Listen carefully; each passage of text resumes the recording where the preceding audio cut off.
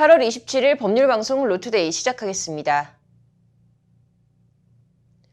법률방송에서는 이번 주 한국판 구투운동에 대해 집중 보도해드리고 있는데요. 아직은 좀 생소하기도 한데 구투는 구두를 뜻하는 일본말 쿠츠와 고통을 뜻하는 쿠츠, 그리고 나도 당했다는 미투운동을 합쳐 만든 용어입니다.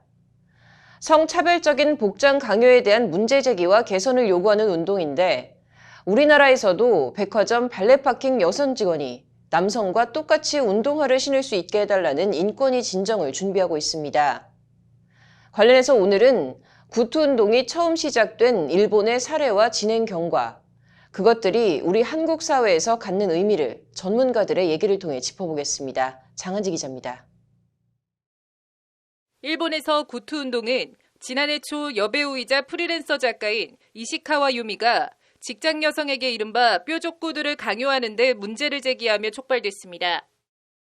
그분이 이제 아르바이트로 아마 장례식장인가 거기서 이제 일을 했던 것 같아요. 근데 이제 뾰족 구두 그것을 이제 신고 일을 하도록 이렇게 이제 통념상 이제 여성들이 전부 신어야 된다는 강요 아닌 강요라고 할 수가 있는 거죠. 그러니까 이 일의 특성상 그런 이제 높은 구두를 가지고 신고 일을 하기가 어려운데 이제 그거를 강요를 받으니까 거기서 이제 문제 제기를 한.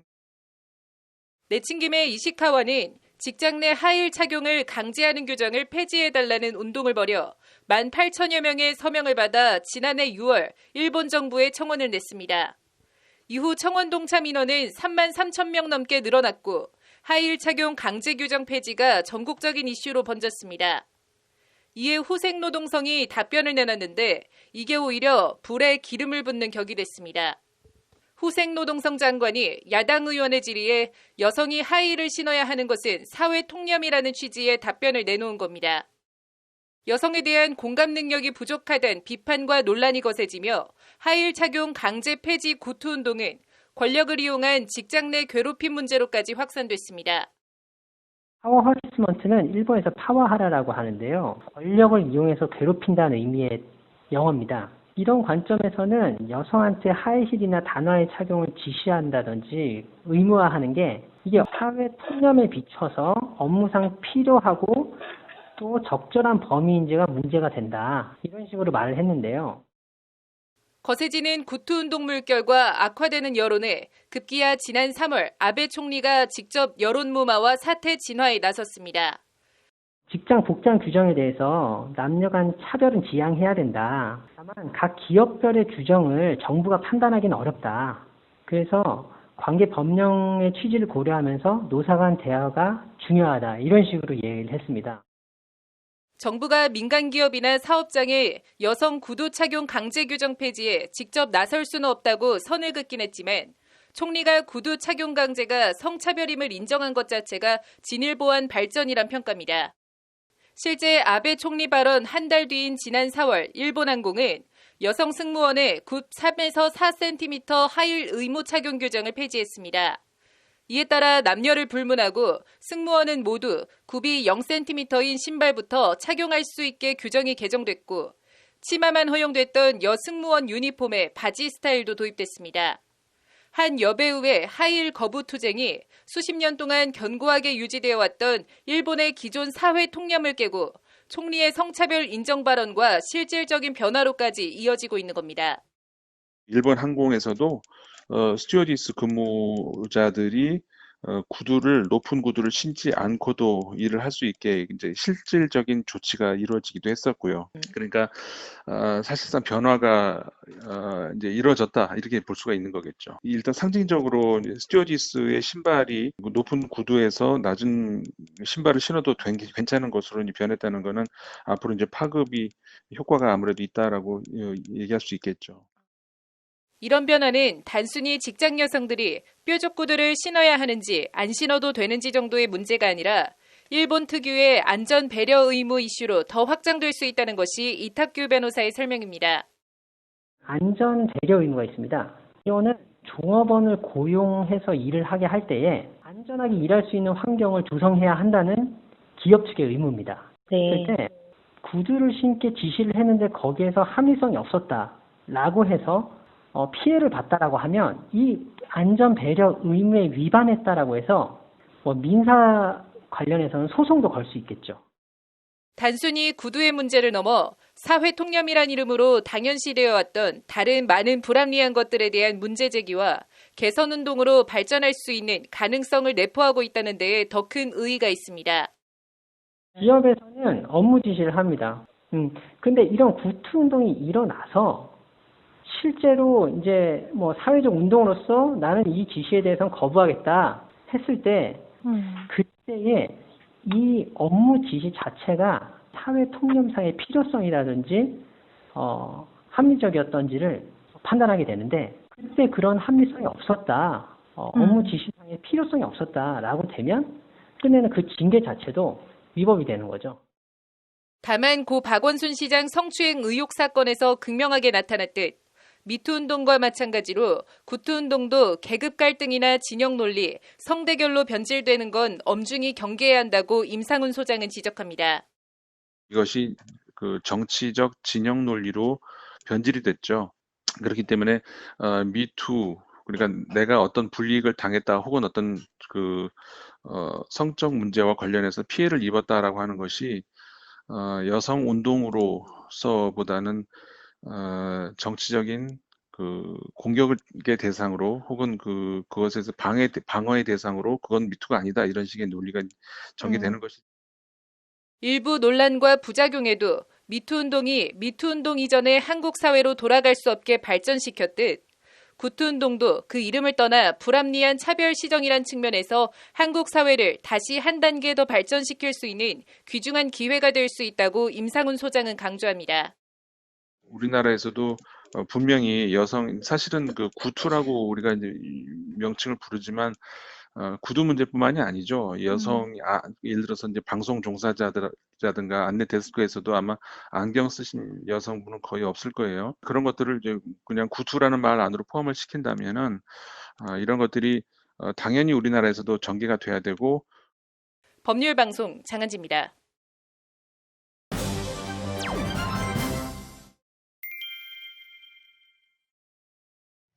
다음 소식입니다. 국회 국민동의 청원 사이트에 중대재해기업처벌법을 제정해달라는 청원이 올라왔습니다. 청원인이 누구일까요? 유재광 기자의 보도입니다. 국회 국민동의 청원 사이트에 어제 공개된 안전한 일터와 사회를 위한 중대재해기업처벌법 제정에 관한 청원입니다. 청원인은 저는 2018년 12월 태안화력발전소 컨베이어 벨트에서 홀로 일하다 사망한 청년 비정규직 노동자 용균이 엄마 김미숙입니다 라고 자신을 소개하고 있습니다. 김미숙 씨는 지금도 코로나19 사망의 8배가 넘는 2,400명의 노동자가 매년 산재로 사망하고 있다며 제 아들 용균이도 현장에 안전장치 하나 없이 비정규직 하청 노동자로 일하다 죽었다는 말로 청원글을 시작하고 있습니다. 50년 전 전태일 노동자가 우리는 기계가 아니다 라고 외쳤지만 일터는 달라지지 않았다. 사업장 90%가 법을 위반하고 산업안전보건법 범죄 재범률이 97%여도 여전히 중대재해를 일으킨 기업은 고작 벌금 450만 원의 솜방망이 처벌뿐이라는 게 김미숙 씨의 한탄입니다. 실제 2008년 이천 냉동창고에서 불이 나 40명의 노동자가 참변을 당했지만 기업의 벌금은 숨진 노동자 1명당 50만 원에 불과했다는 것이 김미숙 씨의 분노 섞인 지적입니다. 실제 김용균 씨 사건에서도 원청인 한국서부발전 김병숙 사장과 하청인 한국발전기술 백남호 사장 등 경영진은 무혐의 처분을 받고 기소조차 되지 않았고 김용균 씨를 직접 고용한 재하청 업체 관계자들만 솜방망이 처벌을 받는 데 그쳤을 뿐입니다. 검찰이나 법원에서도 대표이사가 어떻게 구체적으로 그걸 인식했었겠냐, 알았겠냐, 대표이사까지 그 안전주의 의무 위반을 묻기는 어려운 구조거든요, 법상. 밑에 말단의 소장이라든지 공장장이라든지 이런 사람들만 그것도 처벌 수준이 굉장히 약했었고. 이에 김미숙 씨는 말단 관리자와 노동자만 처벌하는 꼬리 자르기식 처벌로는 기업의 재발 방지를 위한 개선을 강제할 수 없다며 기업을 제대로 처벌해야 노동자의 안전과 생명을 보호하기 위한 대책을 만들고 강제할 수 있을 것이라고 목소리를 높이고 있습니다. 이를 위해 중대재해대 원청과 발주처 등 실질적인 책임자를 처벌해 실질적인 개선을 강제할 수 있도록 하고, 불법 인허가나 관리감독 소홀로 인한 중대재해에 대해선 공무원과 그 책임자를 처벌할 수 있도록 해달라고 청원하고 있습니다. 김미숙 씨는 또 고의적이거나 반복적인 법 위반의 경우엔 징벌적 손해배상을 도입할 것 등도 아울러 촉구하고 있습니다. 해당 청원은 청원서 공개 이후 30일 이내인 다음 달 25일까지 10만 명 이상의 동의를 얻으면 소관 상임위에서 의무적으로 법안 제정 여부에 대한 심사에 착수해야 합니다. 관련해서 국회엔 지난 6월 11일 더불어민주당 강은미 의원 대표 발의로 이미 중대재해에 관한 기업 및 책임자 처벌 등에 관한 법률안이 발의되어 있습니다. 법안은 중대재해가 개인 실수가 아닌 위험을 제대로 예방하고 관리하지 않았기 때문에 발생한 기업 범죄임을 인식하게 하고, 기업이 사망 등 중대재해가 발생했을 때 부담해야 할 사고 처리 비용이 예방을 위한 투자 비용을 압도하도록 만들어야 함. 이를 통해 기업 등이 경제적, 조직적, 제도적으로 철저한 안전관리를 하도록 유도하는 입법이 필요함이라고 제안 이유를 밝히고 있습니다. 이른바 기업과 관피하에 만에 하나 있을지 모를 유착 사슬을 끊겠다는 취지입니다. 법안은 또 고의 또는 중대한 과실로 중대재해가 발생한 때에는 사업주나 법인 또는 기관의 그 손해액의 3배 이상, 최대 10배까지 징벌적 배상 책임을 지도록 하고, 관련 분쟁에서 입증 책임은 사업주, 법인 또는 기관이 부담하도록 하는 내용 등도 담고 있습니다. 중대재해기업처벌법이 통과된다고 죽은 김용균 씨가 살아 돌아올 순 없습니다. 그럼에도 법 제정 청원을 한 데 대해 김미숙 씨는 전태일 이후 50년 동안 달라지지 않은 노동자의 반복되는 죽음, 저는 또다시 사망하는 노동자가 없기 위해서는 중대재해기업처벌법이 제정되어야 한다고 생각한다고 말했습니다. 법률방송 유재광입니다. 산업재해 관련한 소식 하나 더 전해드리겠습니다. 산재 사망자 유족을 특별 채용할 수 있도록 한 현대 기아차의 노사 단체 협약 규정은 유효하다는 대법원 전원합의체 판결이 나왔습니다. 계속해서 유재광 기자가 전해드립니다. 기아차에서 현대차로 옮겨 근무하던 이모 씨는 지난 2008년 8월 백혈병으로 사망했습니다. 유족들은 벤젠에 노출된 작업 환경 등을 근거로 업무상 재해 판정을 받았고, 이 씨의 자녀를 특별 채용해 줄 것을 현대차 측에 요청했습니다. 조합원이 산업재해로 사망할 경우 결격 사유가 없는 직계가족 1명을 특별 채용하도록 한 단체 협약 규정에 따른 요청입니다. 하지만 사측이 채용을 거부하자 유족들은 채용 의무 이행을 요구하는 소송을 냈습니다.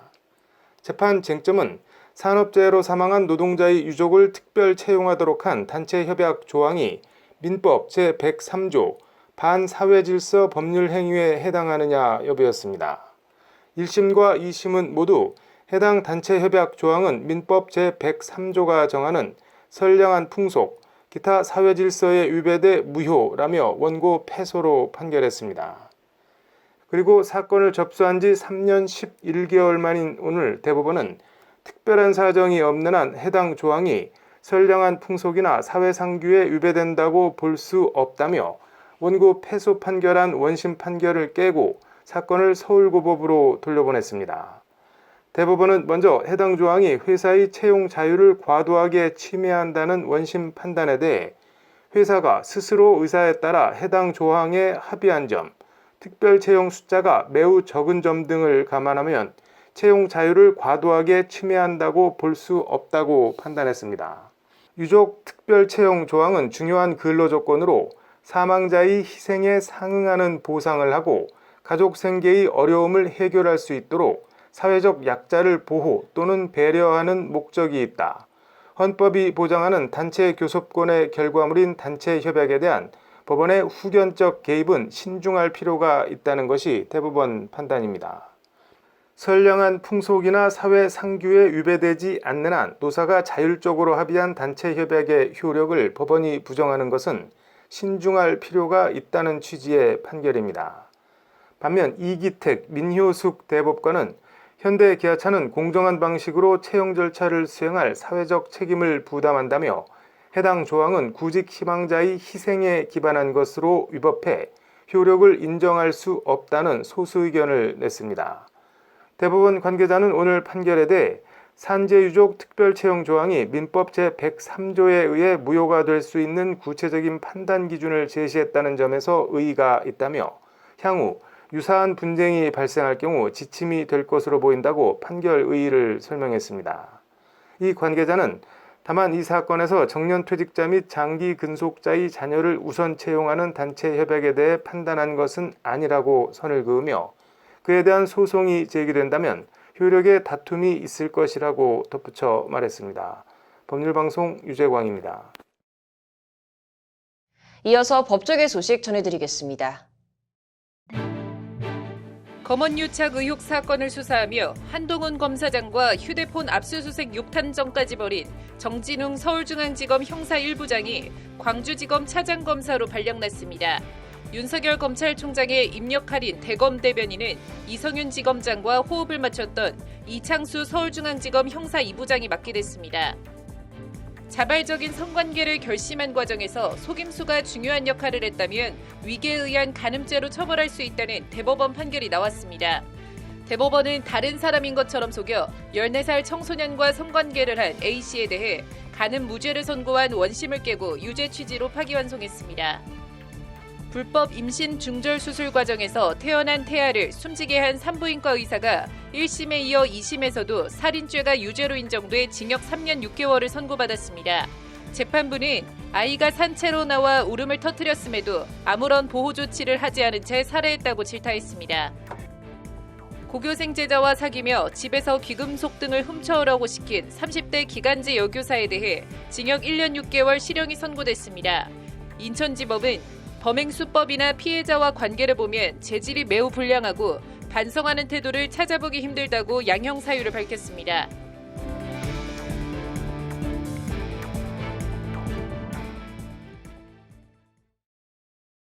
오늘 준비한 소식은 여기까지입니다. 시청해주신 여러분 고맙습니다.